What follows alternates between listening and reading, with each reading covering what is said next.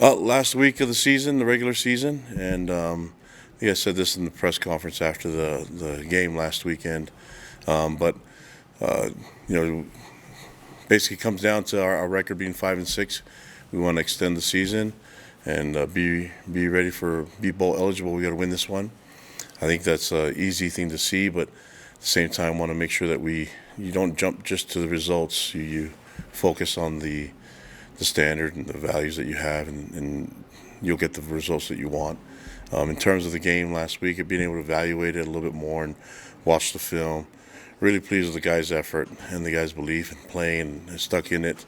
Obviously, didn't make enough plays to come out with the victory, but a lot of things to be proud of. I know after the game, it's easy for us to focus on the negatives, and I did that quite a bit, which is was part of the learning process. We need to make sure that we're realistic and that there's the the errors that we had in the game, that we fix them and find a way to not to have those show up again. And so, and then on the other side of things, just try to make sure that we praise them for the good things that we saw. There's a lot of really good things that we saw on the field in all three phases. And sometimes when after a loss, the focus becomes all on the negative. I think it's important now today and evaluating that we praise the guys and build them from, continue to motivate them for the things that we saw that were positives. And so we're going to do that going into this week. On the road, Thanksgiving week, a lot to be thankful for. I want to still have the attitude of appreciation and gratitude. And so, what a great opportunity for us to play the game on this weekend and do it after Thanksgiving, to reflect on what we've been blessed with and the opportunities that we have and the people that we have around us. And so, for our players, it's a great time. I like this time last year where we can remember the things that we should be thankful and grateful for. Going against a tough opponent, another ranked team, Oklahoma State, who's in contention for the conference championship. A well-coached team. Mike Gundy is a great head coach. He's been around for a long time. He's one of the longer tenured coaches in college football, and so he's always been kind and gracious to me in our interactions.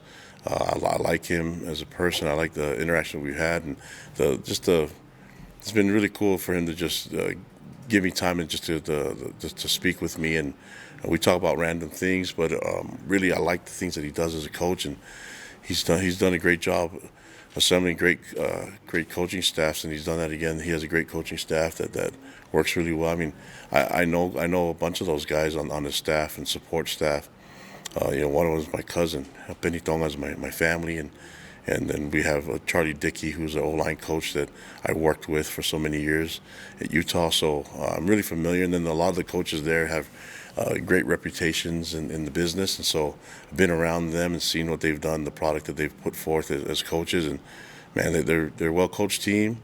You don't just become a ranked team just by coincidence. They do things the right way, coach the right way. Their guys play hard, tons of athleticism on both sides of the ball.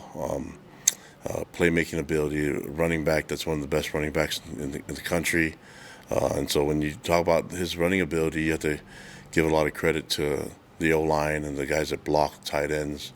And then when you combine that with they can throw the ball up on you and make you pay when you load the box. So it seems like we're saying the same thing every week. These Big 12 opponents, they have a lot to play for because they're trying to go to the conference championship. We have a lot to play for because we're trying to get bowl eligible. We're at their home. It's going to be their senior game. So we're excited about the matchup. Looking forward to seeing our guys play this last game on regular season and trying to find a way to extend our season so we can hang out a little bit more and enjoy what comes with bowl games, which is the extra practices and the extra time together. So with that being said, I'd like to answer any questions you guys have. Let's go Jared and then Kevin.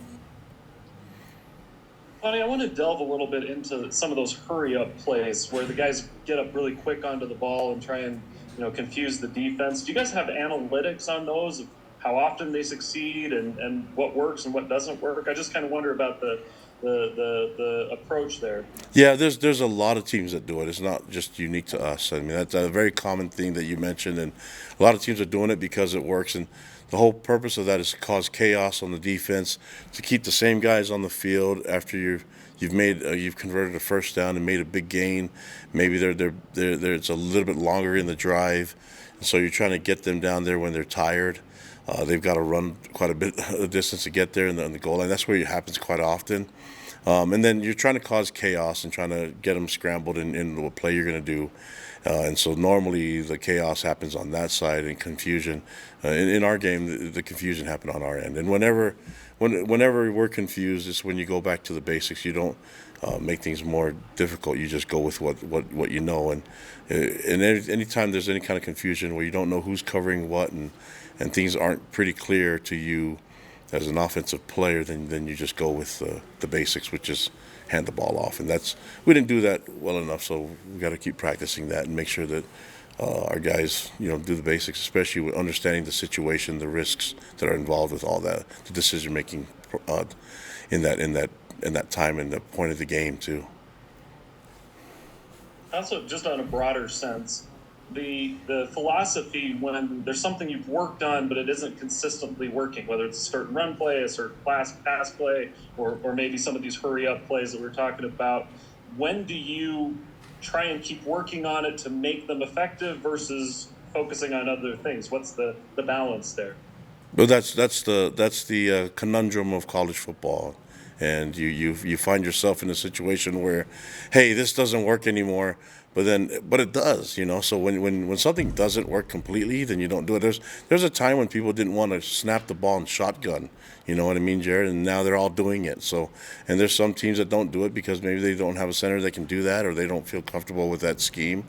But a lot of people are starting to see that there's different ways to do things. For us, you're right. It's how do you balance the time spent on this, especially if it's not executing at a high level? And that's our job. We got to make sure that we put our guys in better position to have success and make better decisions.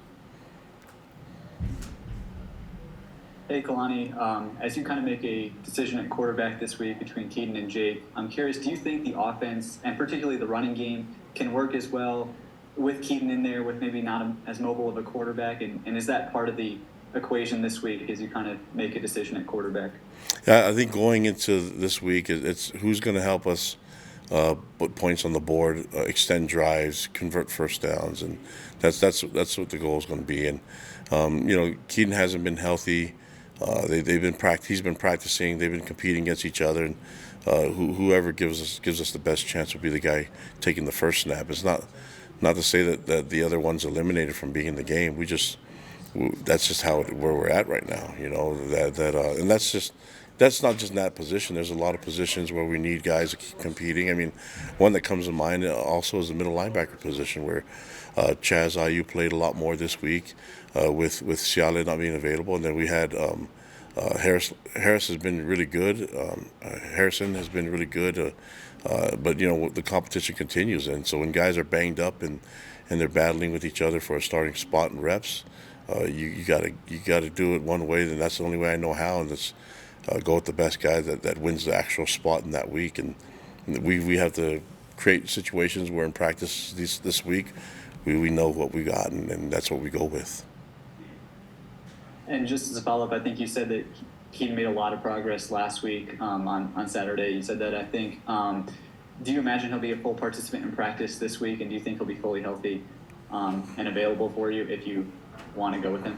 Well, he'll be practicing this week. In terms of fully healthy, it's like I don't think there's a bunch of guys on the team that aren't at 100%, but maybe 90% gets it done. That's we settle it on the field. That's where we do it. We settle the competition and who plays the best by what we do on the field. And like I said, that's the only way I know how to do it.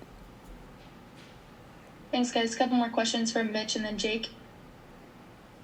Kalani, just to follow up on that, is this then would you say, because of Slovis's progress, a true quarterback competition to decide the starter between Retzlaff and Slovis instead of waiting to see if Slovis is healthy or not? Yeah, I think that's what it's been. That's what I've been saying the whole entire time. That's when someone's healthy and doing it right, there's no okay, now I decide I'm healthy. It's a lot of guys, you have to prove it on the field, guys. I mean, we have to see it, So I know guys are playing banged up. We have a lot of guys that are playing banged up. They have to compete with the guys on the depth chart to earn their right to be on the field. And so, whenever there's change up in the starting position or the depth chart, it's because guys have earned their spot, and the guys have dropped, whether it's with its production or whether it's health. That's all factors in us making the decision. You mentioned this earlier about some of the coaching staff connections that you have with Oklahoma State, and I'm curious. Oklahoma State's had some recent success with recruits in Utah, including a former BYU commit, Nathan Latu. How often are you going up against Oklahoma State on the recruiting trail for prospects? Because it seems like they've had some success in Utah in recent years. Yeah, I mean, I think that's kind of recruiting nowadays, where you're recruiting a lot of different areas, and then when you're going into a conference, I think schools are going to start looking at this state and looking at. There's a lot of prospects in this state, and then with the growth in the population in Utah, you can see that there's the more people that move in, the more schools that we build, and have more young people, the more opportunities to recruit kids. So that's just part of the game, and now with technology, you can go anywhere, and with the ability to travel with technology again. I mean, it's an easy move. So that's just part of it. We're going to have to. Recruiting is always an everyday thing for us, and that's part of our program. So that's part of it. We gotta fight off the people that recruit here, but we can't. I wish I could take them all, guys. I wish I could take all the best players, but that's a part of recruiting. That we have to have the right guys that fit this school and fit our standards and our expectations and what the fans expect, and then we go with that. And part of that is just getting guys that want to be here too. Kalani, last two games, you guys have had your best rushing outputs of the season, in particular this past week against Oklahoma. Is there anything you can point to that's kind of keyed that? Yeah, I think the guys have been a lot more assignment sound. I mean, we're not missing on as many blocks as we've had in the past, and for whatever reason, I think there's a lot of factors that go into it. Aiden being healthy and having all the backs available. But also, with what we're doing scheme-wise, I think that's all those factors kind of play into it. Quarterback making the right reads and pulling and running or pulling and throwing. I think those are all factors that kind of play into it. So, but yeah, I'm glad that the guys are playing better and getting more production with yards and things like that. I like to see, just for me, I like to see more points on the board and less mistakes and less turnovers.